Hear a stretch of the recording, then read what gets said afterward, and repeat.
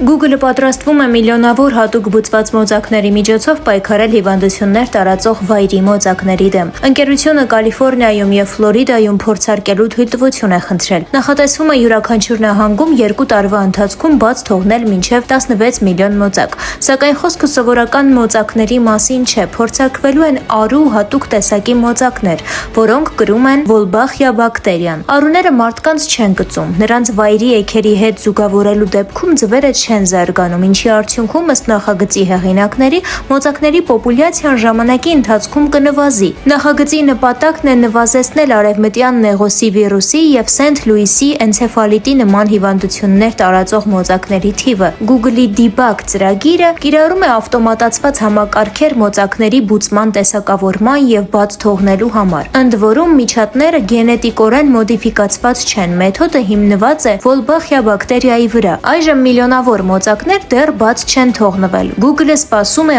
ԱՄՆ-ի շրջակա միջավայրի պաշտպանության գործակալության EPA-ի վերջնական հաստատմանը։ Ավելին իմանալու համար հետևեք մեզ։